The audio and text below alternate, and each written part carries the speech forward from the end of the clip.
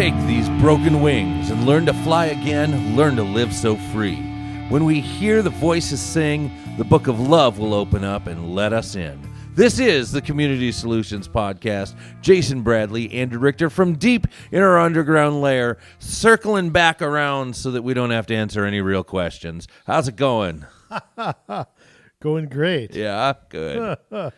Oh. Just always a sunny day in my world, Jay. Yeah. Except for that one day, which is usually when we get to the subject matter, my day kind of gets dark. It gets dark right as we start talking. That's why we're here. We beat it back. Do we? We ride the storms and we beat them back. Come on. I may know that song. Yeah, I'm sure you know the song. That's an 80s song. I'm telling you that's an 80s song. Yes, it is. Okay, so I get a quarter of a point there for the right decade, right? Mm-hmm. Sure. What's it called again? What's it called again? Say it again there. What's that? What was it again? Take these broken wings and learn to fly again. Learn to live so free. When we hear... Is Mr. Mister? Yes. Okay. Yes. There we go. Broken wings. All right. Yes. Because we're going to talk about some broken wings today. All right. Show's over. I got it right. I'll see you. We got more program? Short podcast. Thanks, guys. Got more program, huh? Hey, by the way. Yeah. Did you see Biden falling down, walking up the... Yeah, I heard what happened. We got one thing about our show, Jay, and my show, too, but both shows. Okay?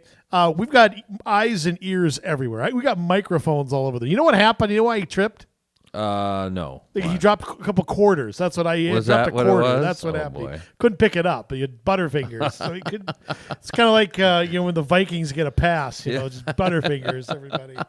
So he dropped a couple quarters. Yeah. That's what. Here's my question about Biden. I heard it was the wind.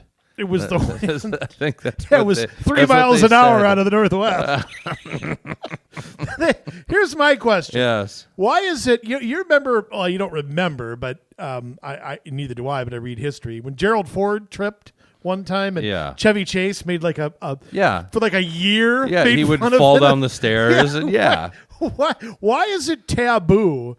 Why is it funny? To make fun of another president, but Biden's like, you can't touch his age, his health. Why is it taboo? No late night. Because it's true. No late night comedian will touch it. Well, but look at where they all stand. Though, it doesn't matter, isn't good humor good humor? I mean, not anymore. Jay Leno used to make fun of Bob Dole. It was hilarious. Yeah. Back then, it was different. Hey, another problem for Bob Dole tonight. We found out today he might have illegally profited from the Louisiana Purchase. I mean, come on, there were funny stuff. Absolutely. But it was. But it seemed like. Look, I was 19 years old in that election. It seemed like the whole election was around Dole's age. Yeah. I mean, we've said this before, but and I know he had a physical handicap that made him look. He's still around. I mean, he's got to be like. What do you think he is now? Like 96? Probably, yeah. He was like 72, I think, when we could look that up. Wow. But I think him and George Bush Sr. were the same age, I want to say. Well, and here's the thing with comedy. Comedy can't be funny anymore because of the woke crowd, because people say anything, because good comedy, there's an element of truth to it. But here's the thing. And Biden should be a comedian's dream. Absolutely. The guy rambles. He's incoherent. I mean, it would be just... But nobody will touch it. I don't understand. He's white? Well, and because he's on the left, they won't go after him. The same party that openly speculated to whether Ronald Reagan, by the way, younger than Joe Biden... Yes. When he left office than when Biden came in, had Alzheimer's while president, which he may have had the early symptoms of it for all we know. They take a long time. It's a horrible disease. It's a long, slow deterioration. But they were not kind to Ronald Reagan either. Taking naps in the afternoon. They would make fun of him all the time. Hey, I take a nap sometimes. Biden, he punches out at 4 o'clock. Why isn't that funny? Exactly. But it's like, am I wrong to question whether this guy who looks like, he looks like he's already aged 10 years. And he hasn't even done anything. The guy has done nothing but hide out. He didn't campaign. I mean, all he does is nap. Naps, maybe takes advantage of the White House billiards table. I don't know, listening to him attempt makes me nap. I mean, it's rambling, psychobabble, incoherent. I mean, you never understand it. I'll tell you what, I would be reluctant to play clips of Joe Biden for fear that people would go channel surfing.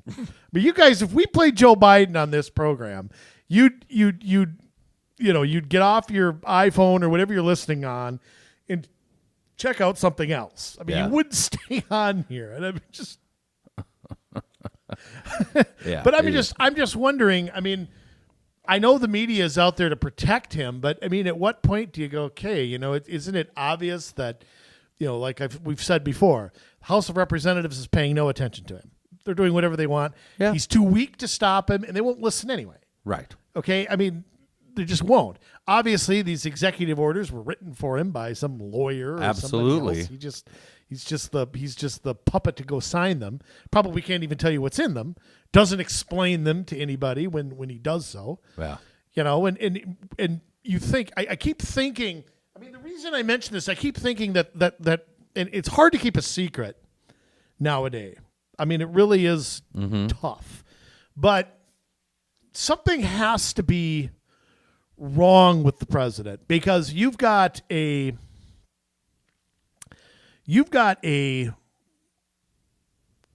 cushy. I mean, he could go give an interview on CNN. They'd edit out every dumb thing he said, or you've got a favorable media. You're protected by the woke crowd, and yet you're hiding out in a bunker somewhere.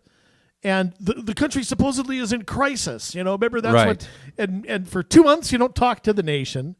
I mean, there's no crisis now because he's in office. Right, but I mean, everybody's still. Donald Trump was. Everybody crisis. still has the power as though there's a crisis. Yeah, and yet there's no. Why wouldn't he go out in front of these favorite? The only thing I can think of is that he's to the point where he can't be trusted to stay on the script. Right. And that's not Biden either. Let's be fair to him. He's not a guy you can see how uncomfortable he looks. Yeah. Reading from his hand. Okay. Yep. That's not the element that he's always thrived in. Mm-hmm. So it's weird to watch. I mean, I don't know if I can handle another 45 months of this. Oh. Yeah, we're going to be begging the Russians to come in and overthrow us. Yeah, maybe by the end of this thing. Yeah, Jay, we have not done history lesson for a while. Yep, and I've enjoyed every week. And I promised, as we got into the 200s here, that we would resume attempting to have you learn some history.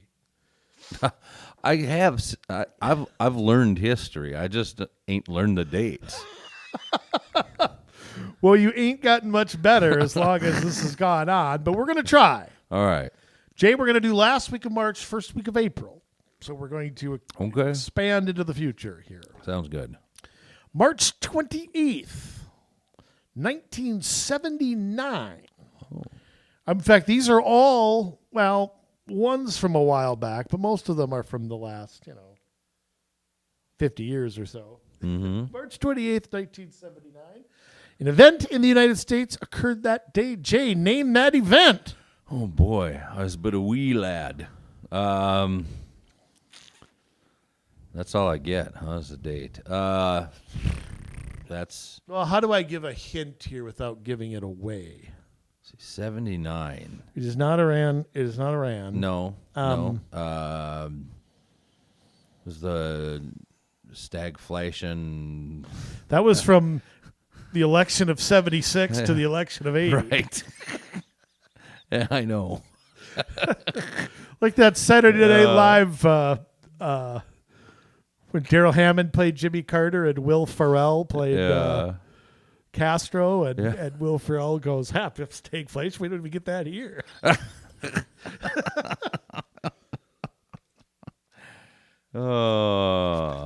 I'll say this. Okay. A natural disaster occurred that day. How does that sound? That's a Mount good St. guess. Helens? Close. That was That was 1980. 80. Okay. Good guess. Yeah? I might give you a 1/10 of a point for this. Okay. For that. I don't know. That was the 3 Mile Island disaster. Was Oh. that day in 1979 where Okay. Jimmy Carter tried to nuke New Jersey? Yeah. No.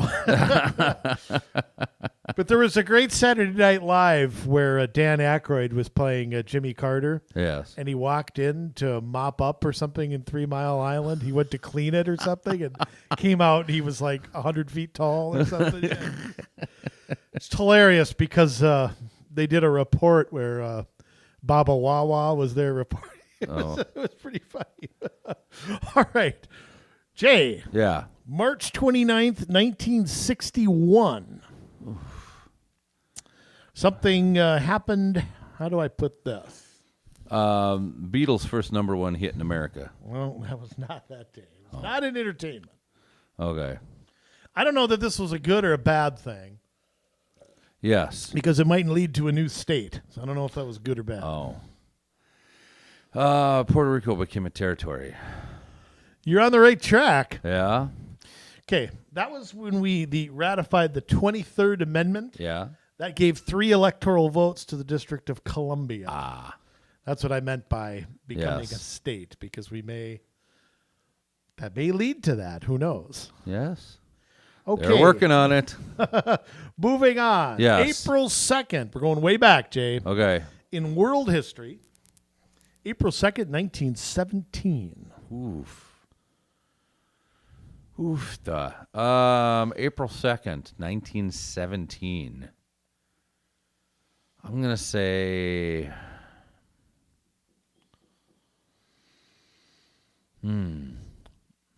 Archduke Ferdinand was killed?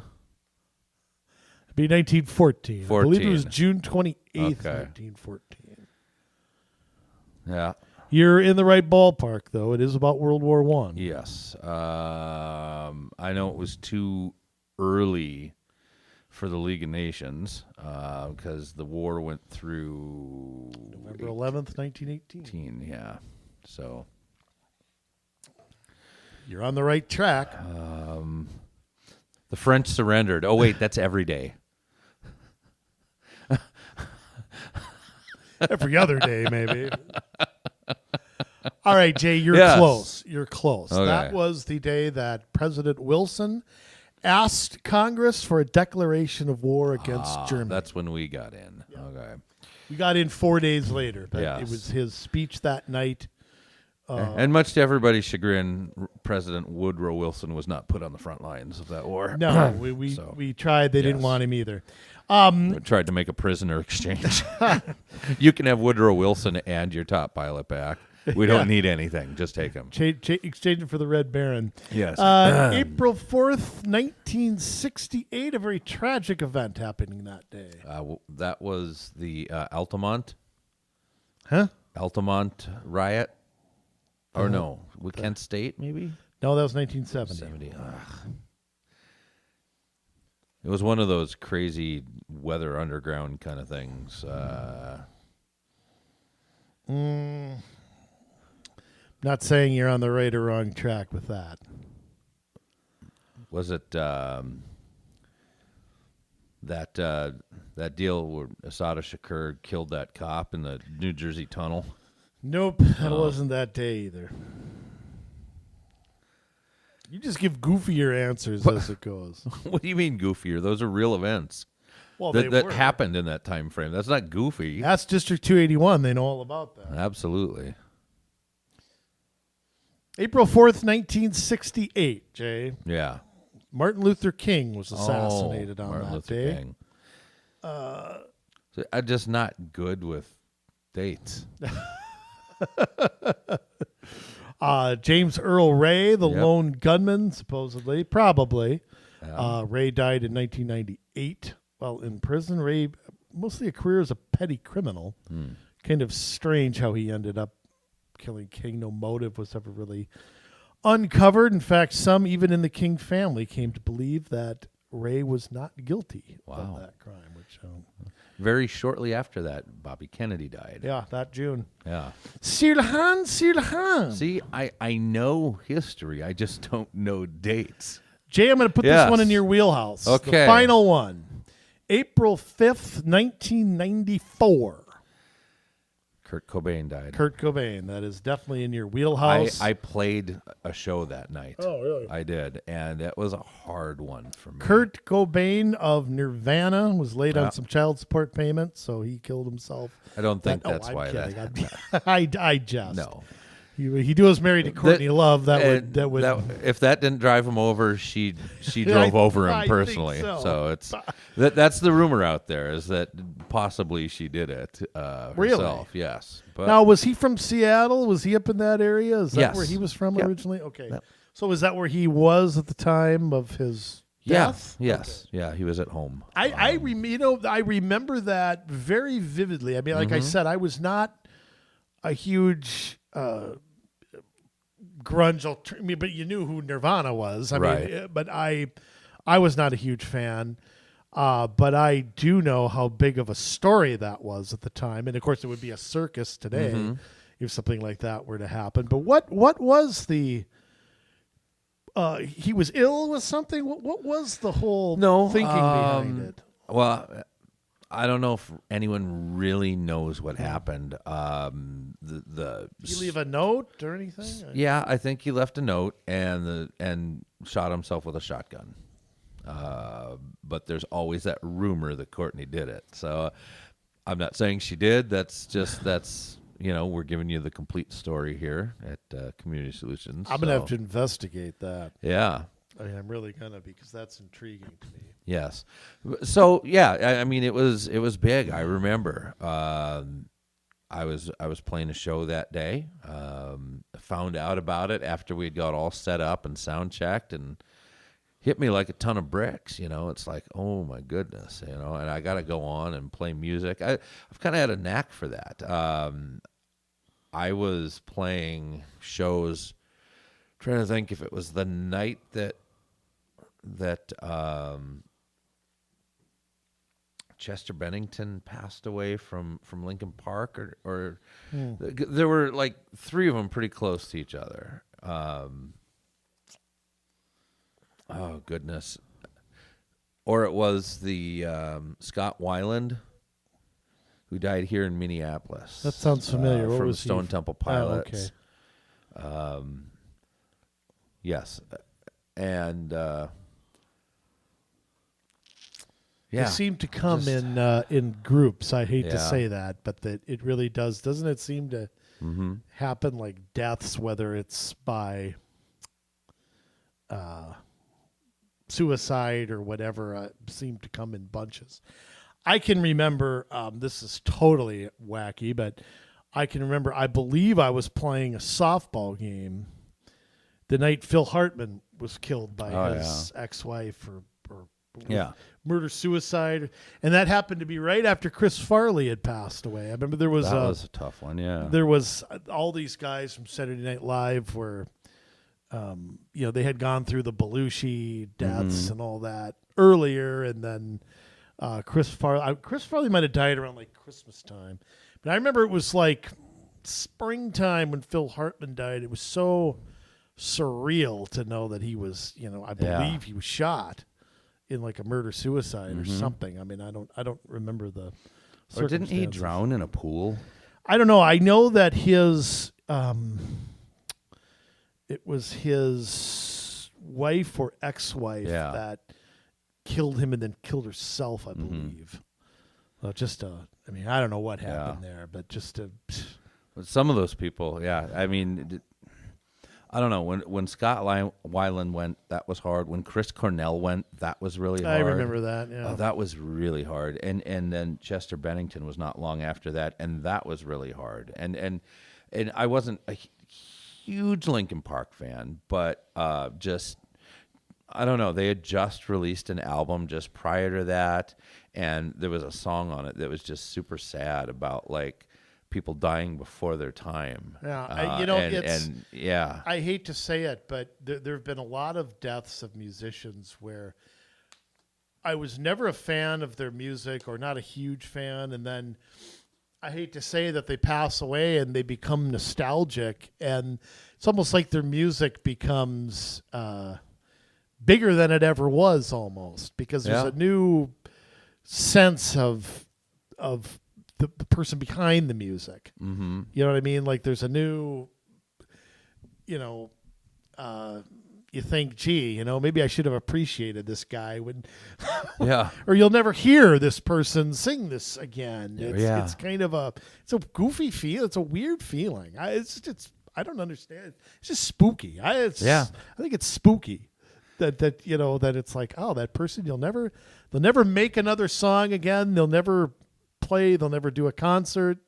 I mean, everything now is frozen in time. Mm-hmm. And they're just another page in the history of music. And it's kind of, it's something like musicians, they always say they're going to quit. They never do. And, Kiss has been on a goodbye tour since I was in junior high. I mean, maybe they just never want to give it up completely. No, I mean, when you're a musician, and I think this is true of anything, if you really love what you do, it doesn't feel like work. It's not work, exactly. And you're driven to do it because it's in you. That's who you are. I hate to say it too, but you feel empty when it's done. I hate to say it too, but I think, and I do kind of blame managers and record labels and hangers on, because I think there's a feeling when you hit it big that it can all be taken from you. Yeah, and you've got to cash in on it.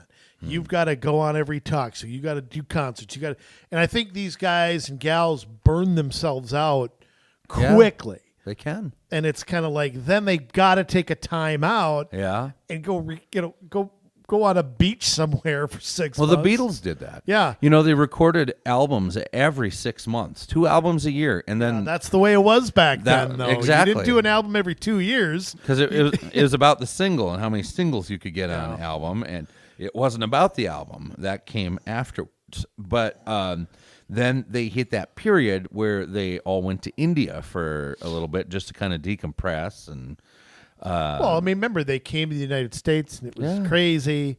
I mean, I can understand how that had to be just surreal. I mean, and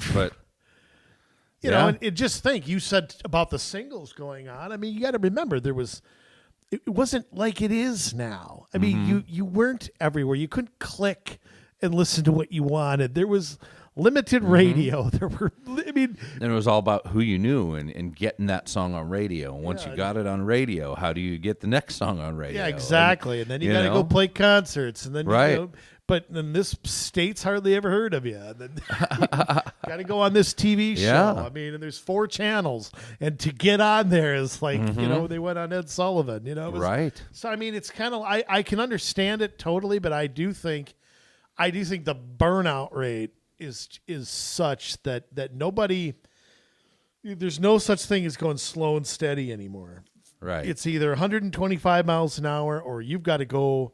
You got to go check into an institution. It's just it's but I think that's why they're so in and out, because you can't go at that pace all the time. No, without ending up on drugs or and I think that's another reason so many of them turn to that, because they have to get up, they have to perform, they have to get up in the morning and go on TV and go, especially then, maybe not so much now, but there's so many mediums to talk but it's kind of about, because there's so much music and there's so many ways to get it, you have to stay on the top of people's attention. Yeah.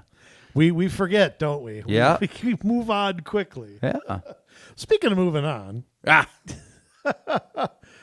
segueing into something, Jay, Red Wing, Minnesota.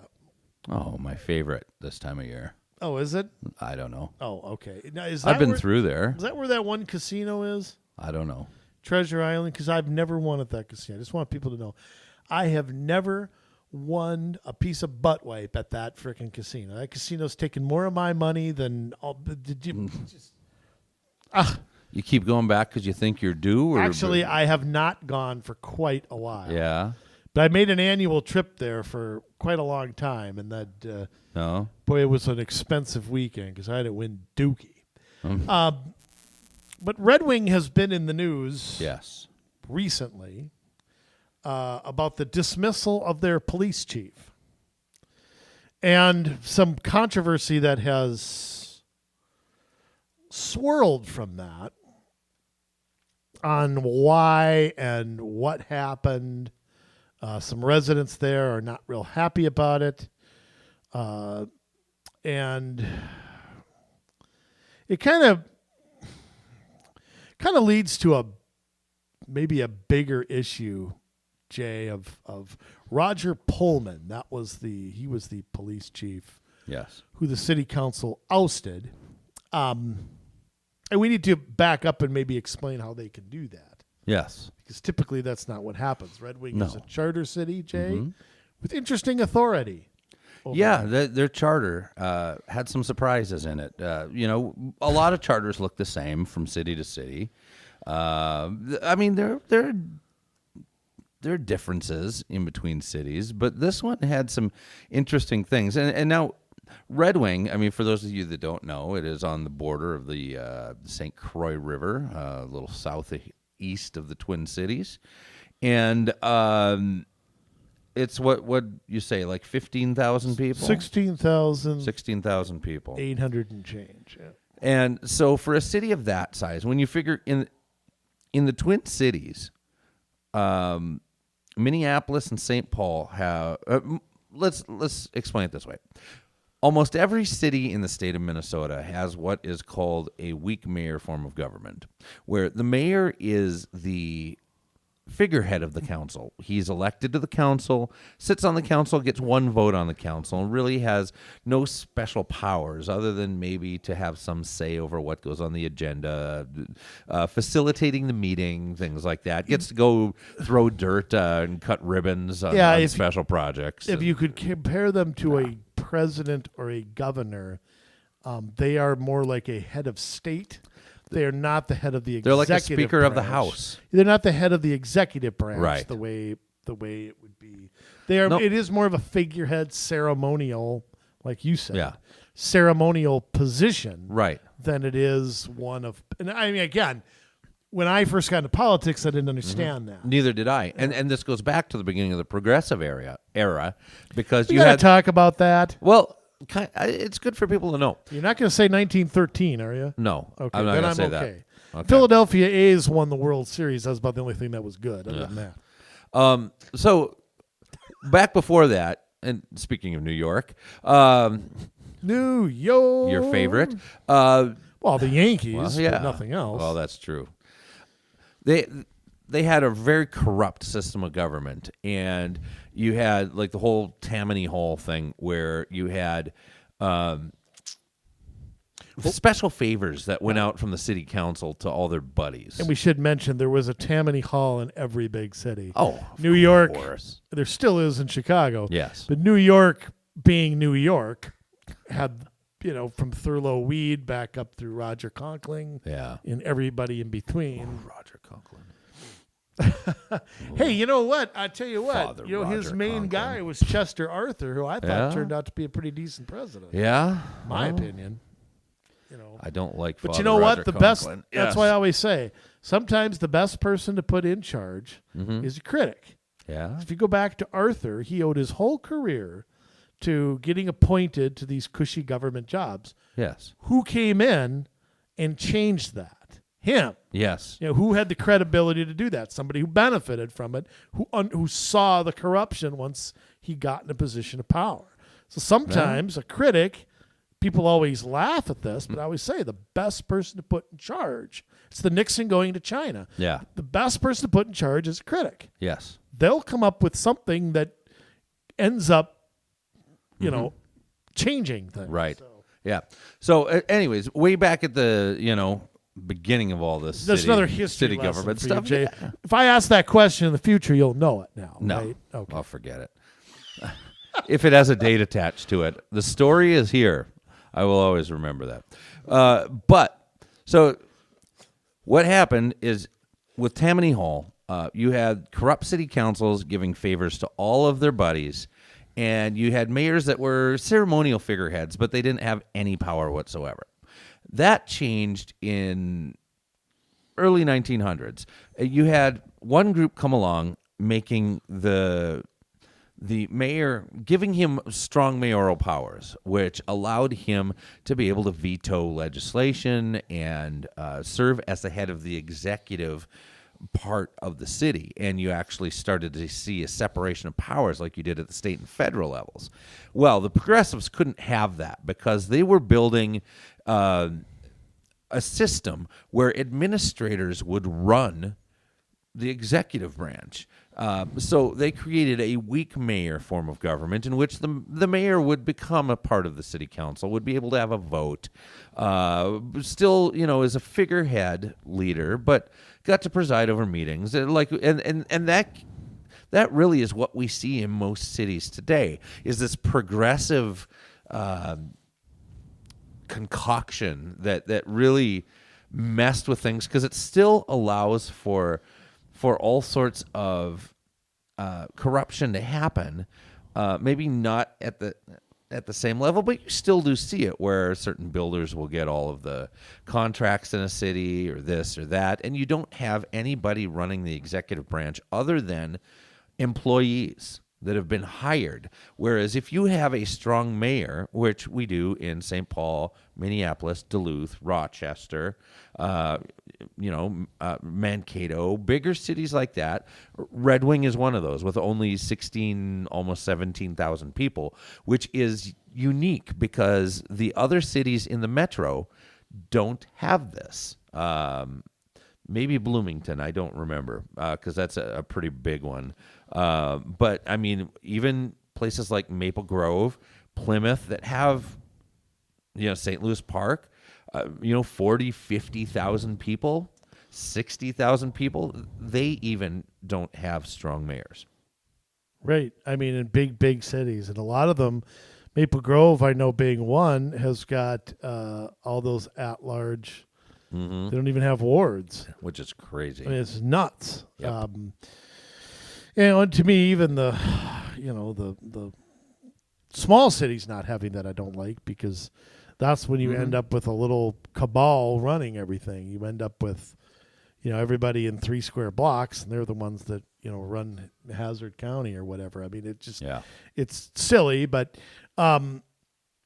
they have the strong mayor, and Jay, you and I are fans of the strong mayor, but there's certain things, we'll get into this, that I think are just whack. I mean, they need to hire you and I to write the charter. Yes. Because they may have a charter, but their charter is a bunch of gobbledygook and a bunch of exactly the wrong way to do it.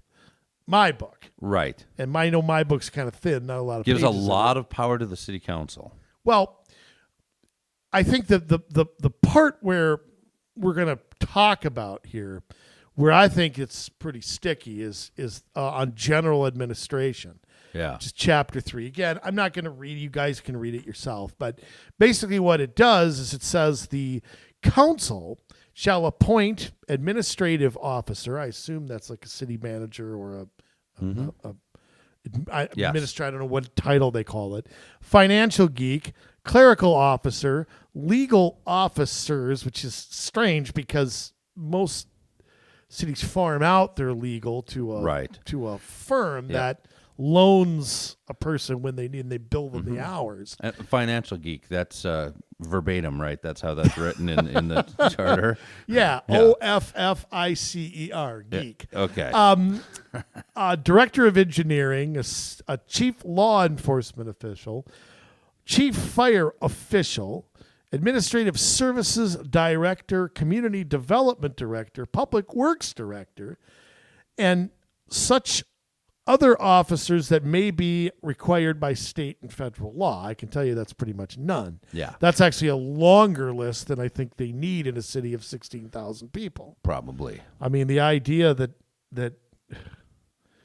okay, I'm not going to. Why are your taxes so high? I'm not going to get into what I think. That's just not what we're here for. Right. They can worry about that. But all such officers, so all of these officers, are at-will employees and may be removed at any time by a majority vote of the council. So let you and I fingerprint what's wrong about that. Yes. You have a strong mayor. Yep. Okay.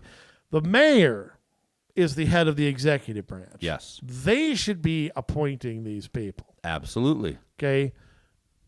I have no problem with the council acting the way a Senate would act. Mm-hmm. Or if you're the Republicans in Minnesota, just let the appointments be there and never challenge them at all. Right. Except bluster a few times. So you can have that too. But the idea that, I'm torn here, Jay, because I don't like a system where only the city manager is responsible to the council.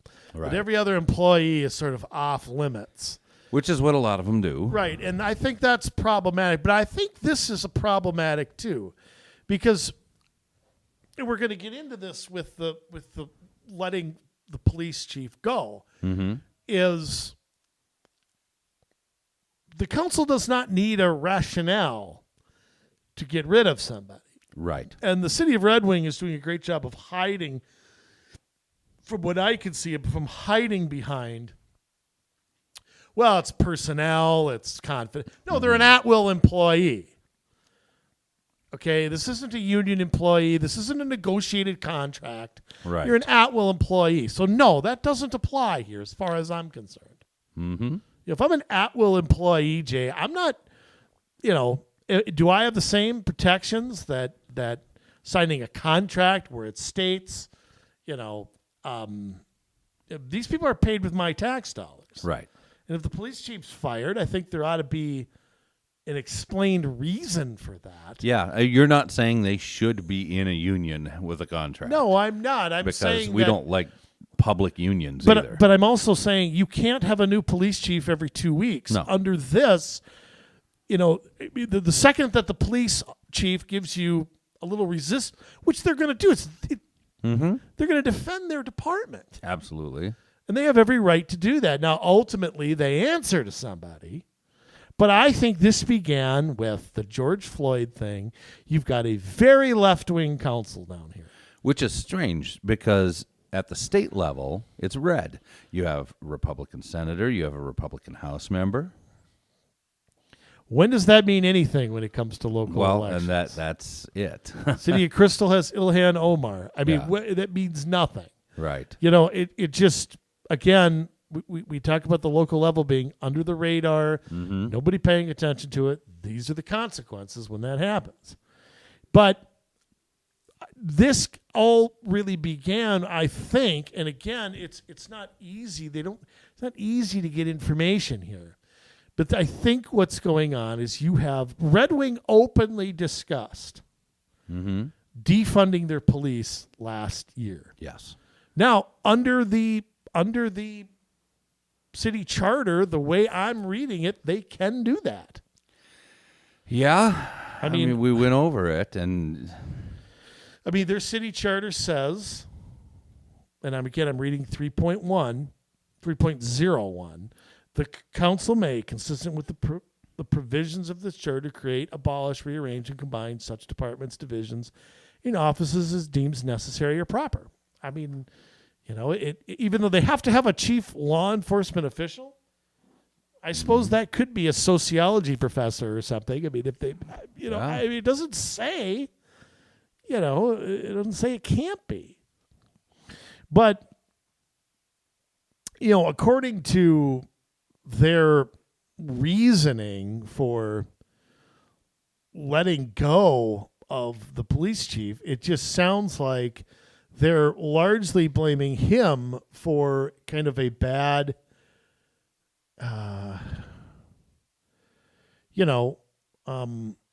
relationship with the council. But to me, the council fired the first shot by openly discussing defunding the police. Now, you do that, you're probably going to have a lousy relationship with your police chief. I'm just guessing that they're not going to like that very much.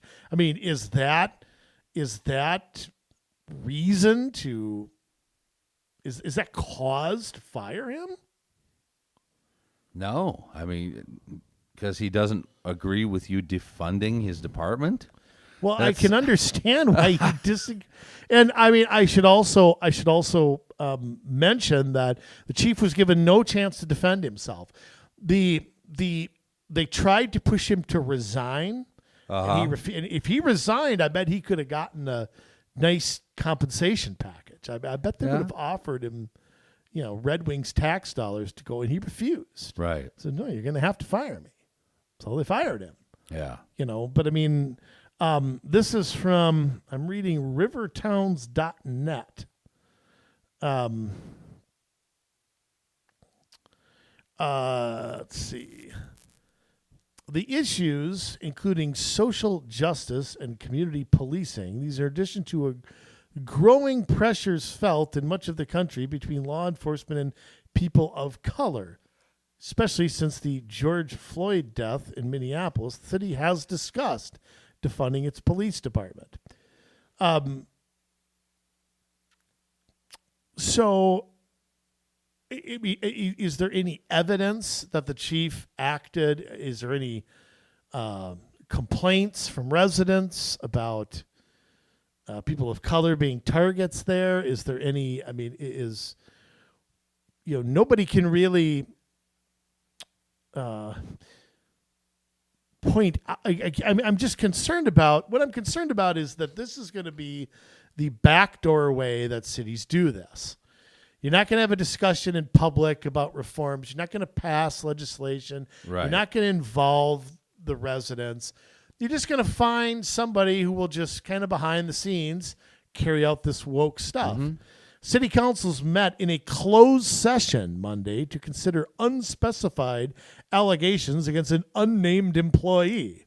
Oh, well, that's transparency for you. Uh-huh. That item was added to the regular meeting agenda that afternoon. I should mention this article is from February 12th, so it's a little older. When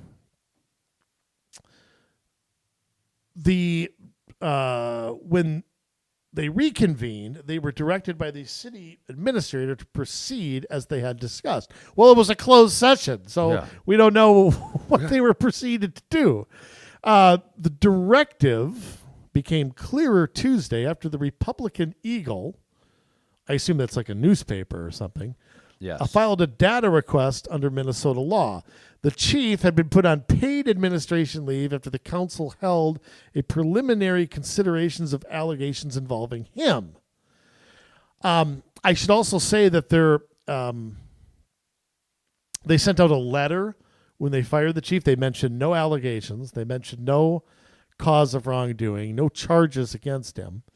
Again, I'm not defending him. I don't know, I don't know how... I don't know if he's free to talk, because he ain't talking. No.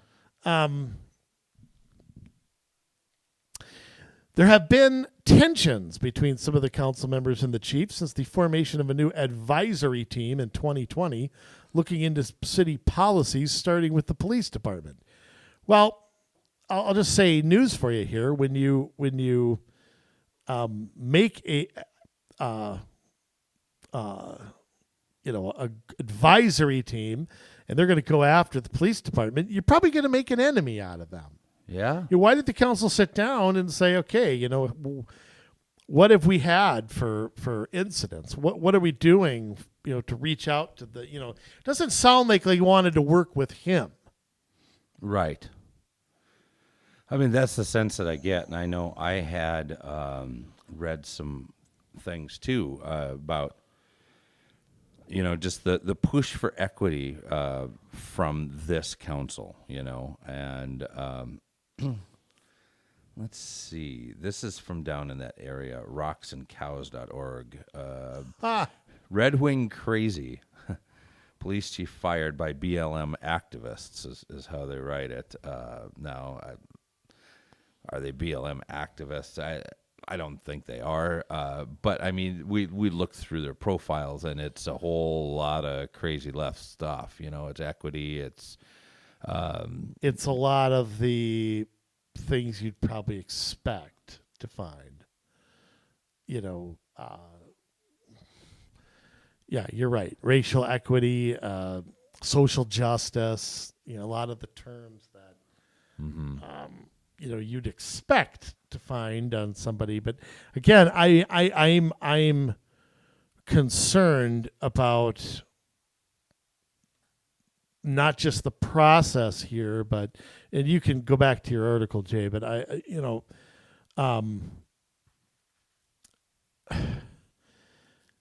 the chief it's not clear what was the causation. I mean, look, if you're going to remove somebody and there's a good reason, to me, that reason ought to be known, because people, like I said, people who want the job have got to know what the terms are. They can't change every 5 minutes. Yeah. I think that you can get to I can understand allegations of wrongdoing, but again, everybody has a right to confront their accusers, and everybody is innocent until proven guilty. And the idea that any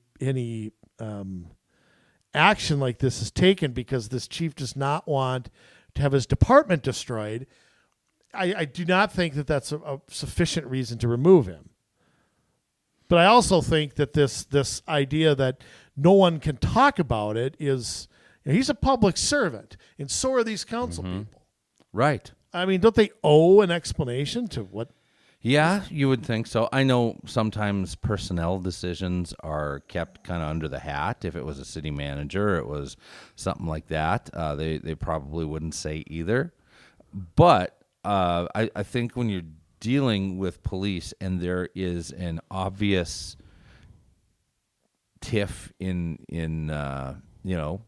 the way that the police department is run versus the way that the city council wants it run, but there's not any disciplinary action, and that's part of your article that you were reading, that they could not find any disciplinary action against this chief, but yet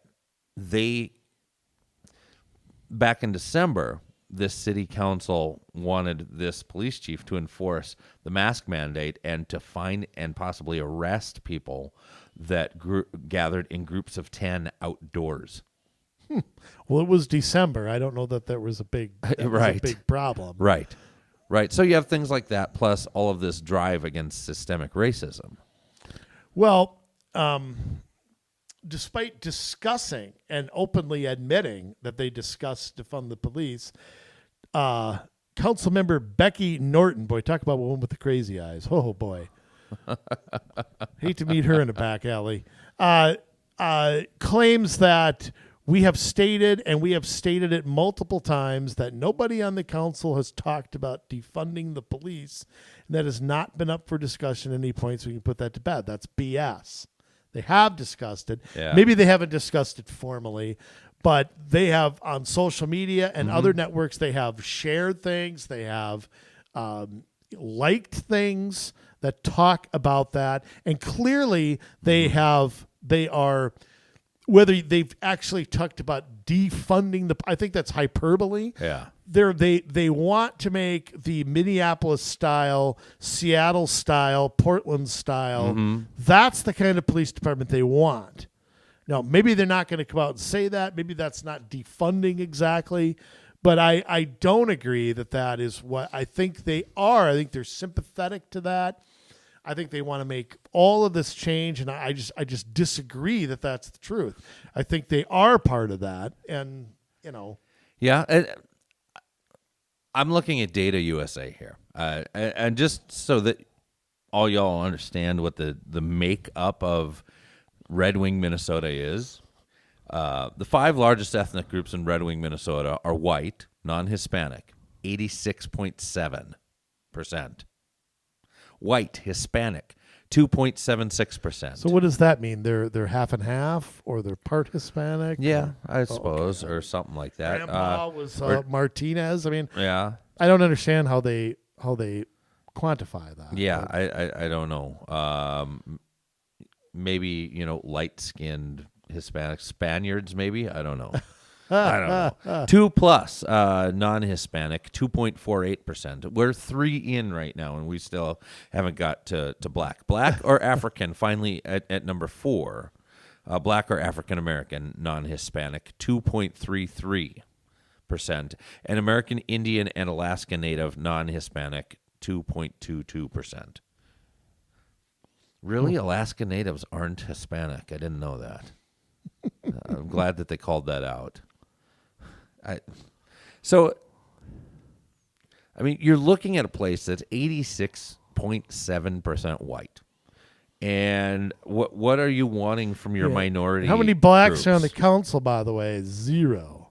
Yeah. Why don't you resign, Becky Norton, and let Stacey Abrams replace and granted, you? let me do a quick calculation. Okay, so let's say that we got 16,000 people. Okay, and then we have what did I say here? 2.33%.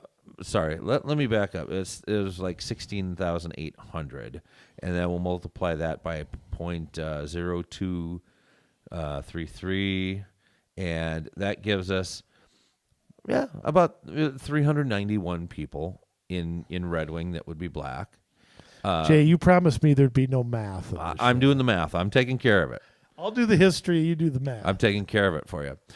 So, based on that, that's not a very big pool of people. Not saying that you're not going to find some people within that pool that are interested in government, want to run for government. But let me tell you, there are, I would say, fewer than 1% of Minnesotans involved in government, fewer than 1% of any city that is involved in government. So if you have 2.33%, and you're dealing with,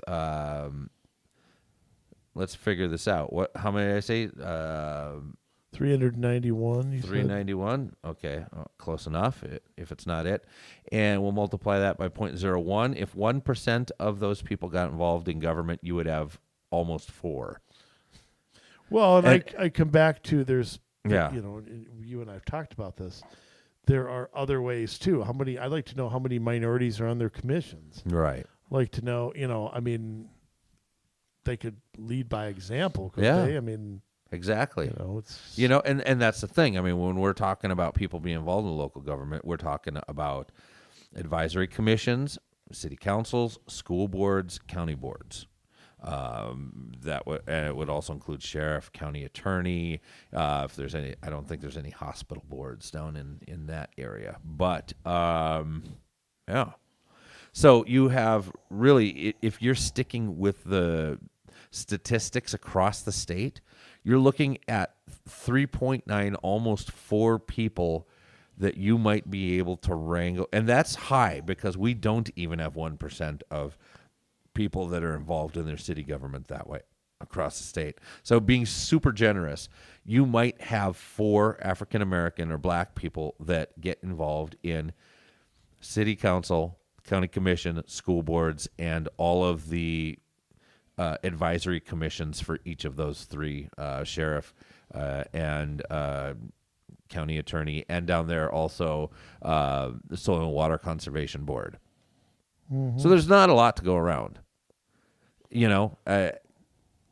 and with any kind of job like that, you're going to have competition.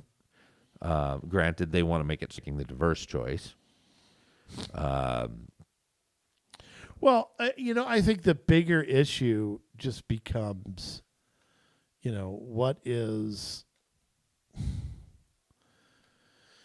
this sort of the backdoor way that people are going to, push their agenda? We already talked about in previous shows about, if you can't get it through the feds, if you can't get it through the state, get it through locally.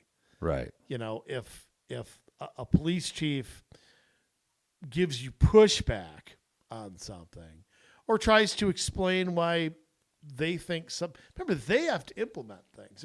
You would never do a sidewalk project or a roads project without involving the public works people, Yeah. but it's they obviously have some say in things. It's not their job to figure out how to pay for it or anything like that. But are we gonna see this everywhere where police chiefs that want to do their jobs that they were trained to do. Yeah. Okay, and you know me, Jay, and you yourself the same way. We believe in police accountability, but we also believe that law enforcement is public safety is the chief duty of local government. Yeah. So there is a healthy balance there. But, every time an event happens in another city, is this going to be the norm now that every city has to stop and rewrite a bunch of policies and get rid of a bunch of people who, rightfully in some cases, I mean, what happened to Mr. Floyd, and there's a trial going on right now. We'll find out. But are we in a situation where this is just going to be the norm now? Right. Where everybody's just going to get run over who isn't part of the woke agenda. Yeah, exactly. And I think that's... Well, that is exactly what happened. I just sent you the letter that the city of Red Wing sent to Mr. Roger Pohlman, and it's not that long. Let me read it. I think we'll find this enlightening because it does give reasons why he was let go. Well, I meant specifics. I meant specific things that I didn't find specific things in here that were terminatable. In the real world. No, I mean, did you read the letter? I did, but it was too much to handle, so I barfed. I admit. Yeah, we'll just hit some highlights quick. Several council members responded that they did not trust you. That's a major concern for the city because of the importance of the police department's work. If the majority of the council does not trust you, it cannot rely on you to perform the important work of the department. So, as anti-police, when in fact their concerns were with your leadership and not with the performance of other members of the police department. The city council is concerned that you do not support council initiatives and have shown a lack of leadership in supporting the same. As an example, you have shown a lack of leadership in connection with the advisory team. The council also viewed your appointment of the police officers to the advisory team without the council's input as a contrary to the council's direction. So let me get this. Let me rephrase that. How dare police officers in a discussion about reforming the police department? Right. Right. Another concern is that your defensiveness when suggestions are provided to you. Like, we think that we should defund the police. No. Pretty much. Yeah. Oh, you're getting defensive about your job. I don't think that's right behavior there. Oh. Failure to respond to citizens and your failure to timely and effectively communicate with the council. I don't think citizens have that same view of the police chief. from what I've read, that the concerns were not from the public, and the public was not happy that the police chief was let go. Well, and let me say something too. Was the public even? Doesn't sound like anyone even talked to the public. It wasn't. Do you have a problem with the police chief? Is there any issues out there? I mean, I am sure, because there's been a handful of police officers and so on and so forth that I've interacted with in my life. I am sure that if the police were given, or the chief was given an opportunity, was invited to a residential meeting, invited to a commission, I am 100% positive they would attend. Yeah. I'm totally positive. Or maybe if the chief couldn't, the deputy or somebody would. Look, they love opportunities to speak to people. I mean, they completely do. And other people too. I mean, council people will do the same. Go to National Night Out and you will see, a lot of people just jump at the chance to go in those informal settings and not have it be the adversary. The more conversational it is, the better. Yeah. But I mean, we should mention too that there is a group attempting to recall the city council people. Yes. The recall part of the city charter is a little, do we want to call it fuzzy? Well, hold on, my computer's acting up. Okay. I mean, there's little time, of course they make it as hard as possible. I think the better thing for these groups to do is to organize for 2022. I mean, I hate to say that, but well, I think they need to do that as well. But I think it's really important that here's why. The public's memory is short. Yeah. New police chief will come and some of this might dissipate, and then maybe the relationship won't be so bad, and then people a year from now will forget what happened. And I'm not sure a recall effort, especially if it fails, is the best way to go about that. Maybe. Don't you think, though, and I'm relating this back to our efforts in Crystal, when we put that petition around to get the funding of County Road 81 on the ballot for people, that became enough salt in the wound for them to carry over into the next election cycle where we started replacing these people. Yeah, there wasn't quite an A to B with that. We weren't as organized and stuff as we were later. I think it can be. I think that there's other ways to do it. Right. You start a blog, you start a podcast, you get these lists of people. You can do a vote of no confidence. You can do, weekly letters to the editor. Do those meetings in people's basements like we used to. Get appointed on commissions and I don't want to say take over, but join these advisory groups, and maybe you can make some change now. You're going to do a recall, but you better have the candidates. You better have that all lined up. Yep. And I think that's what concerns me is that, a recall seems to be like a knee-jerk thing to do. And I think the long-term planning and laying out of that is the way you're ultimately going to change things. Right. It's hard to run on 1 year point, but I always think 2 years, 4 years, 6 years down the road. That's just me. Oh, you have to. Yeah, and you can't ever just think about the next thing. That's too short-sighted. You got to have a game plan. Yeah, and I mean, it's just short-term goals, long-term goals.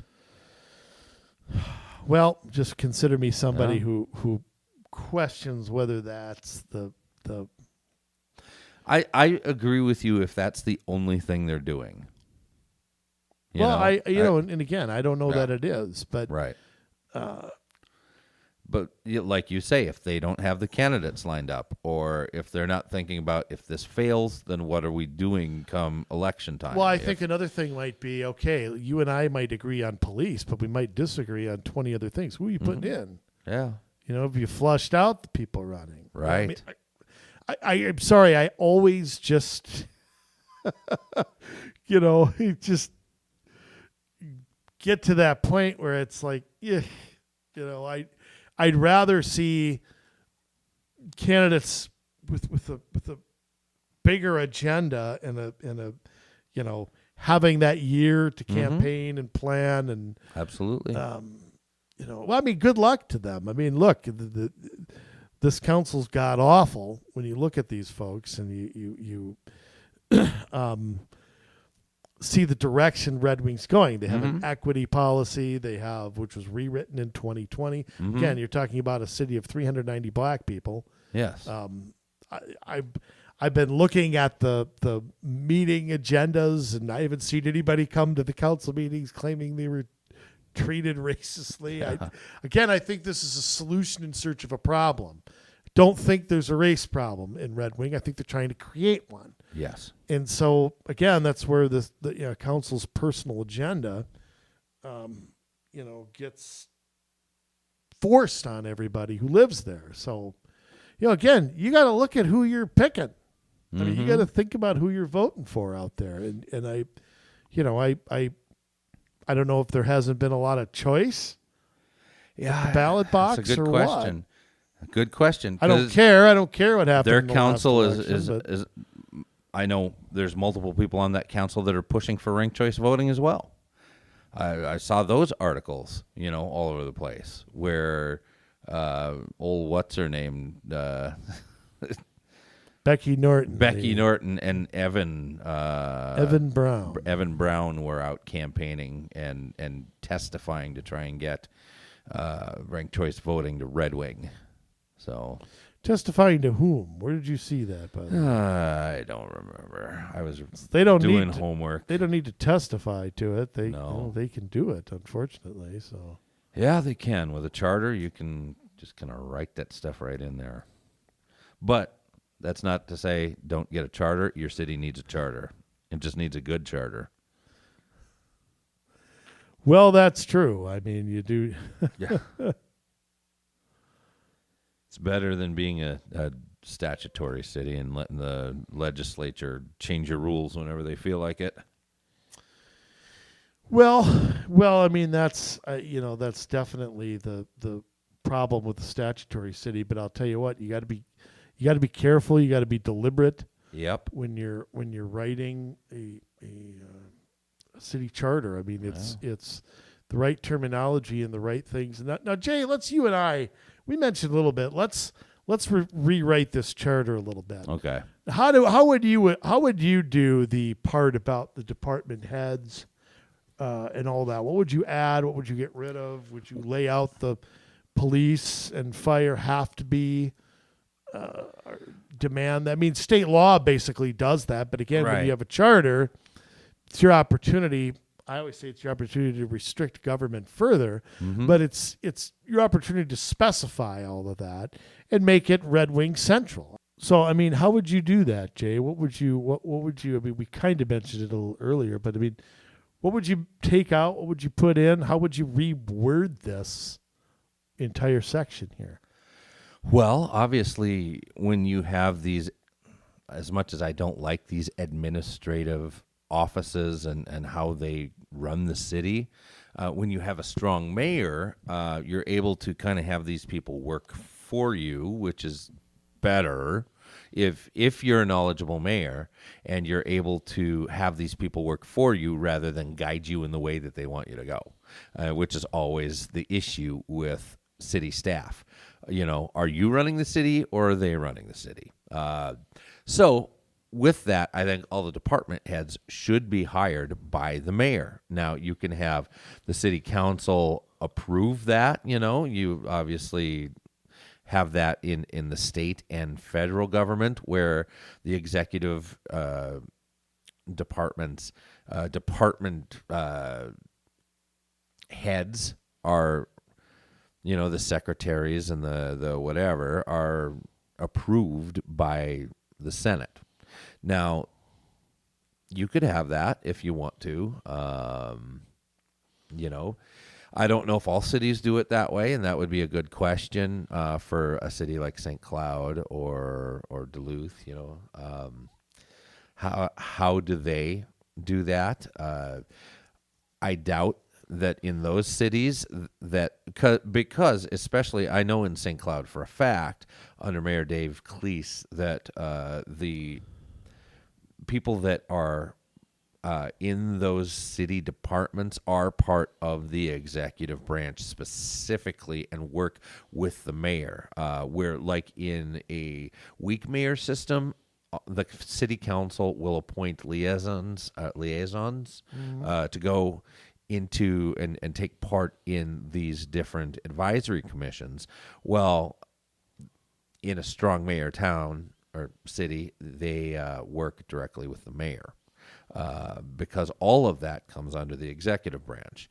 Now, I think all personnel decisions, like your police officers, who you hire, who you fire, people that work in public works or this or that, should probably be done by the department heads. But, I mean, that's why you have the department heads. But I think that the head should be hired by the mayor and then possibly approved by the council. And again, once they're hired, should the council be able to just get rid of whoever they want to? No, I mean, they should not be able to. the That's executive not their branch call. can't get rid of the legislative branch. So No. I mean, what? No, and look at, once, say, a Secretary of State has been confirmed, the Senate doesn't get to go back in later and say, hey, we're kind of revoking that. You need to find a new Secretary of State. It doesn't work that way. Yeah. So I think that would be a better way to rewrite that section of the charter. That gives you have a strong mayor. Let him be a strong mayor and dictate who works for him in his branch of government. Right. And I think, just to let it go further, I mean, I just, it's how much power I think too that the council and that these heads needs to be a little more flushed out too. Yeah. Because I think that you could have Article 1, Article 2 that under that would spell that out a little bit, so there's not always this caterwauling, between the two. I mean, I think that again,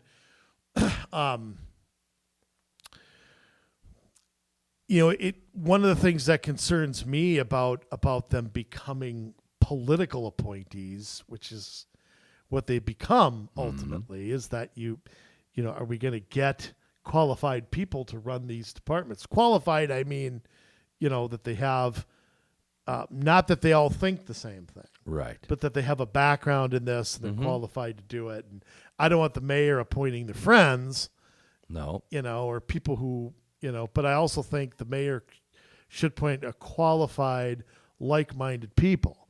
I think there's nothing wrong with that. Right. But ultimately, the goal, I just wonder whether making them sort of more political appointees is, Yeah. I like your system better. I mean, I think that if you're going to separate the mayor and the council, which is the right way to do it, you can't give the council all the power over who's in charge and who isn't.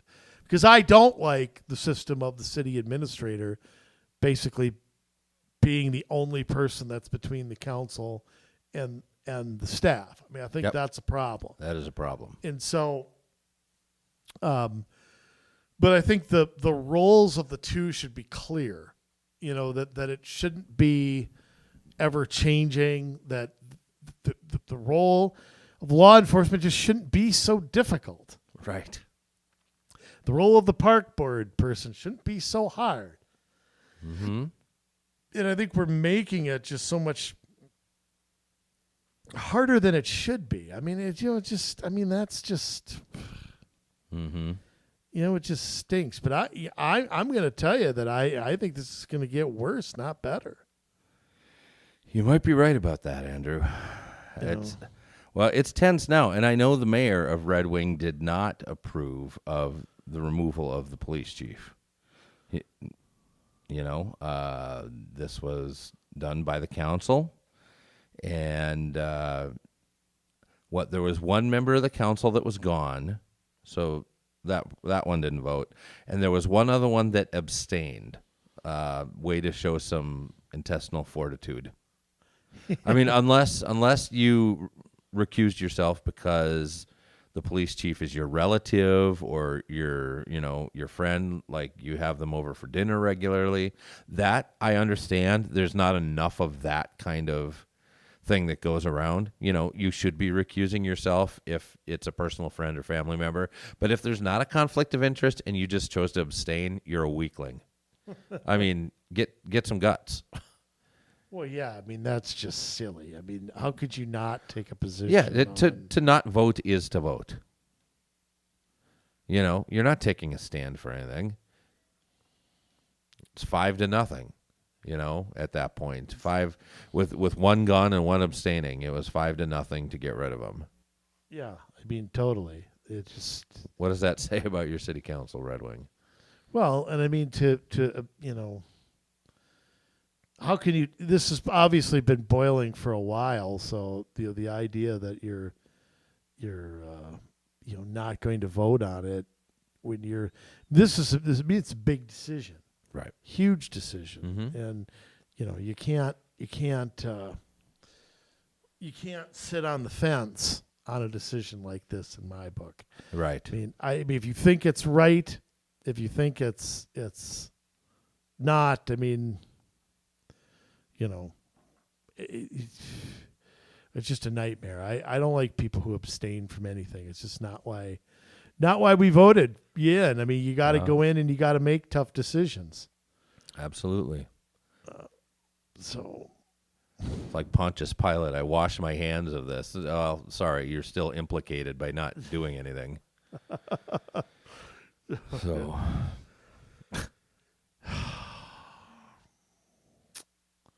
what a nightmare. yeah. So what's going to happen? Who are they going to do? Are they going to get Jacob Fry to take over as the... Don't think he's a police chief. I don't know. Hey, who says he can't? Well, that's true. They could appoint anyone they like, I suppose. I don't know. Maybe they could bring Keith Ellison's son down from Minneapolis. That would be a racially diverse choice. I don't know. I mean, he's on the Minneapolis City Council, but I mean, if you move, right? You just create a vacancy. And Well, I mean, most of these places don't have a long residency requirement or anything like that. 6 months or a year. I mean, something like that. There's not much there, so Yeah. why not? Don't give him any ideas, Jay. I think that's the problem. By the way, we should mention these places that rivertowns.net has 3 different articles. This group has a page and a Facebook page where you can follow them. Most of the city council people, some of them are active more than others. I don't know how much of it you want to read. It's not the funnest. If you have a weak constitution, you might want to stay away. Yeah. You may want to read about it. You may not. But is Red Wing the tip of the iceberg here? I mean, Yes. I mean, especially the fact that they've been successful in doing it. I mean, the Chief's gone. And it is, what are we going to see now? Yeah. I think we're going to see this quiet behind the scenes. Oh, we can't say anything. Oh, there's confidentiality. Oh. And the real reason is that, the chief is simply, standing up for police officers who maybe didn't do anything wrong. What happened in Minneapolis, from one officer who's on trial, why does that bleed out? I mean, if there's a teacher that gets caught doing something, does everybody think that about does every school district go and fire all the heads of the teachers or fire every superintendent, even though they're not having the same issues that some other? No, of course not. No. If a pilot crashes a plane, is every pilot's job on the line then? They can all get fired a week later? No. I mean, this is a total overreaction. The concerns obviously are legitimate, and they should be done on a case-by-case basis. But the idea that we're going to, rewrite the laws of gravity here are just ridiculous. Yes. I agree. Red Wing, you suck. Okay? Beautiful town. Get it together. And I hope this group, I wish this group the best, but I think, again, let's organize for 2022. Let's target somebody. You don't go vote to recall people if you're not prepared to run. And you got to run on more than one issue. Yes. Hate to tell you. It just doesn't work that way. Controversies don't sustain themselves forever. And look, these people were active on, so keep them active. Yes. Let them the talk. more they talk, the better Give them off that you Pohlman are. treatment. Let them talk. Yep. If you can get them talking, get them talking. God, goodness gracious. That is the greatest gift that keeps on giving. It's Christmas every day Yes. if you get them to keep talking. It just totally is. So, I mean... They will bury themselves. And it makes your job so much easier. That's right. Yes. Keep them talking. I'm telling you, that's the thing to do. Okay. Jay, Yes. it's that time again. Okay. It is that time once again. I'm ready. You are, huh? Yeah. All right. Or I will be. Jet flying, limousine riding, wheeling, dealing, son of a gun. The men want to be him. The women love him. And I know that for a fact. That's not rumor.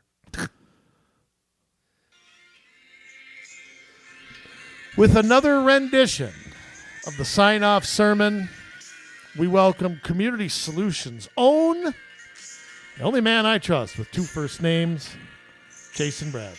Thank you, Andrew. Yep. We're in a world of hurt, ain't we, Minnesota?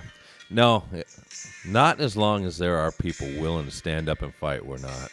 We're a long ways from being done. And you know what? I think we're starting to wake up a little bit. I think this last year has taught us some very valuable lessons. And I think that we are getting prepared to make a move in an unprecedented fashion. What do I mean? Well, we've got a governor that has kept us shut down for a year. A year of our lives just gone. Our kids don't have a school year to remember. Some of them missed proms. Some of them missed graduation ceremonies. Some of them missed football games, basketball games, pep band, drama. Some of us missed, well, I wouldn't say many of us really missed out on going to work, if you know what I mean. But, we missed out on seeing our parents or our kids or getting together with aunts and uncles and having a big Christmas or a big Thanksgiving. And it's been a strange year. And if we own businesses, we may not have been able to operate those businesses for all or part of the last year. I know, I'm one of them. But you know what? The tide is beginning to turn as we see that greater numbers of Minnesotans have gotten the vaccine. They're stepping forward. They're not wearing 2 masks like that Fauci guy. No. They're going to keep that charade going as long as they can because they need to control you. And that's not ever popular. Now, there's some people that are all over it and some people are willing to be controlled. Well, that doesn't turn out too well in the end. We're looking for free-thinking, independent, strong-willed Americans, Minnesotans that want to be able to stand up to the evil that is trying to pin them down every day. We have a right to operate our businesses. We have a right to put our children either into school or find another solution because those public schools aren't really worth putting kids in anyways. I mean, really, you want to put your kids in where they're changing all the social studies curriculum and cutting out all the important stuff and putting in all the weird stuff and comprehensive sex education and changing civics lessons, taking away the important parts about what our country is founded on and instead having them learn a bunch of junk science?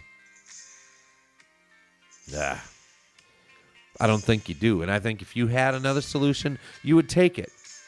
But right now, we've got to fight the battle. We got to fight the battle day by day by day by day. And you know what? I think some of you out there are almost as tired as I am. I think you're tired of putting your kids in with a public school that is looking to indoctrinate them. I think you're tired of paying for taxes and watching it go to fund things that you disagree with, like fundamentally. I think you're tired of having things shut down, not being able to go to movies, not being able to go to the beach, not being able to go to the shooting range or whatever. Now we're working our way out of some of that stuff, but it shouldn't have ever happened in the first place. Once we finally understood COVID a little more, it should never have been like this. We should have automatically began reopening things when we knew it was safe. But we have a governor that really isn't into that kind of thing. And we've sat by and let him do it. And yeah, our Senate here in Minnesota may have stood against that, but the House didn't. And so because of the stupid way our state constitution is written, he gets to continue with these emergency powers for over a year. Just a hint to those of you in our legislature, maybe you want to take a look at making a constitutional amendment to change that so you don't need both houses in agreement to end it. Maybe you need both houses in agreement to keep it going. Just a hint. So, let me continue my story. My word to the wise. For those who have ears to hear, let them hear. That we were put here to make sure that we invest into the realms of influence in our culture. If we want to change culture, we've got to get involved in government, in business, in family, in faith, in the arts, in media, in education. Did I say education? I don't know. I always lose track by the time I get out to the end of that. There are 7 realms of authority, of influence. And it's important to have authority within those realms because that's how we change culture. So whatever it is that you do, you have to begin to start thinking about how you can change where you're at. If you're interested in writing songs, you better start writing really good songs. If you're interested in podcasting, you better start a podcast. If you run a business, you better think of the best way, most innovative way to do business that you know how to do. If you are interested at all in government, it is your duty to step into an advisory commission, into a city council, a school board, a county board, soil water conservation, what have you. That's your duty. If you've got an interest, there's a reason you've got that interest, and you bring something to that is sorely missing. We need influence to change a culture. And because we're not, and the left is, guess who gets to make all the changes? The time is past to sit on your hands. The time is past. I mean, I love fishing as much as anybody else. I got a boat. I love to be on the lake. But you know what? If it takes precedence over my serving my state, serving my city, if I am on that boat so much that I'm giving nothing back to society, then I've got my priorities out of whack. So I'm going to ask you this week, sit and think about it. Sit and think about it. Are your priorities in line? Are you doing for others and not just doing for yourself? Are you out there putting effort into gaining influence in the realm of influence that you've been given? You know, and it's not about taking it so that you can gain power, because that's where power corrupts. It's about releasing power. It is about loving people. It is about doing the right thing. It is about showing patience and kindness and joy and love and peace, gentleness, self-control, faithfulness, all those things. It is important to be engaged and release that kind of culture-changing power along with wisdom and great ideas over your community and over this state. You've been put here for a reason. And there is no more time. You're out of time. You have 2 choices. You can stand up and you can do something, or you can decide that it's not worth the sacrifice. You can go back, get in your boat, turn on your TV, turn on your table saw, whatever it is that you do, and just drown out what's going on in the world while it collapses. You will not be spared. It's just a matter of when. So we're looking for people just like you that are willing to get in the fight. People who are willing to stand up and take their communities back. That's why we're here. That really is the community solution. Is for us to get involved and to do something good for our neighbors, for our kids, for our families, for our city, for our county, for our state, for our nation. That is the community solution. And we're here to help. You want to tell us what's going on in your community? You want to get involved? Get a hold of us. COMMsolutionsMN@gmail.com. That is COMMsolutionsMN@gmail.com. We are more than happy to help you. Also, we want to know who's on Team 20K, because we need 20,000 of you across this state just in the government realm. That's less than 1% of like-minded people. Sorry, that's about 2% of like-minded people. That's not less than 1. It's about 2 of like-minded people across the state. We know that you can do this. We believe in you, and we will teach you how. So spread this to everybody you know. Let's raise up a force to be reckoned with. And let's march out there and win our state back, block by block by block by block. Share this with everybody you know. Times are calling for leaders. And if that's you, let's do this together. Because we love you, Minnesota. But now it's your turn to get to work.